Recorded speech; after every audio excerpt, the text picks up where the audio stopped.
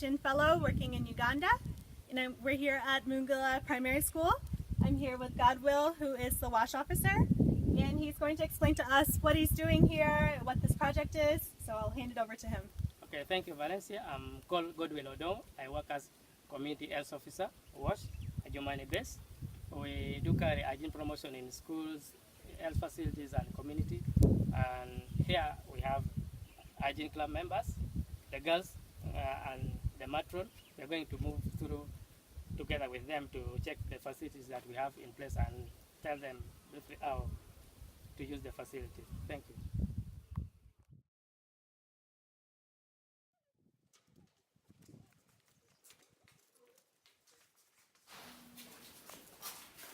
My name is Avako Kevin. I'm the matron hygiene club for Mungala Primary School here. I'm going to introduce the use of this washroom for the pupils.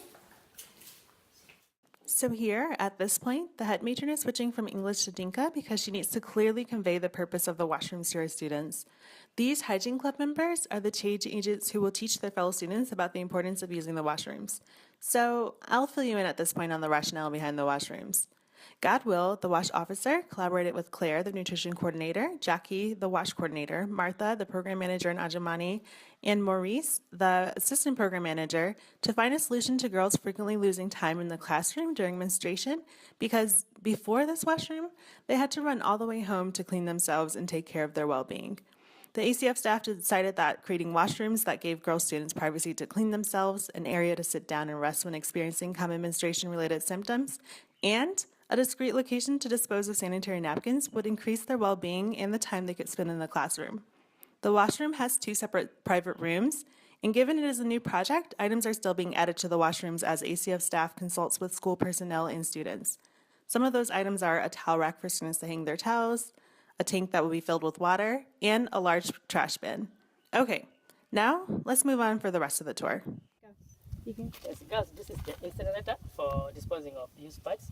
After using the pads in the evening, you empty the waste bin here and inside here.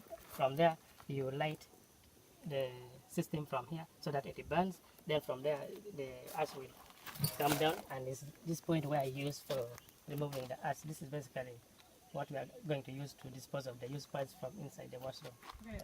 Wow, Godwill, this is an amazing project. So could you tell me how you thought of doing this project? Yeah, why I came up with this project, because I was looking at the facilities that these people are using as a washroom. For instance, this is what they have been using as a washroom. You can even have a look at it. Doesn't give someone privacy. So I wanted to give them more privacy, so I had to come up with this design for the washroom where they can feel convenient to use. Great, that's wonderful. So I also want to highlight the fact that you're a man doing a gender mainstreaming project specifically targeting menstruation in girls in primary school. So I think that's amazing. And I just want to ask you what role you see men playing in gender mainstreaming. Yeah, men do have a greater task to achieve in the menstrual hygiene project, like the menstrual hygiene project that we implement in school. It cannot be successful when you don't bring on board the boys who are in the school, because still in the community some people still think menstruation is not something normal. They think it's a taboo. When someone is menstruating, you find boys teasing girls, but this time we want to sensitize boys also to understand that menstruation is normal, and we are trying to bring them on board, even to try to help girls to make the locally made pads, the reusable ones. So we are trying to bring them on board to understand that menstruation is normal.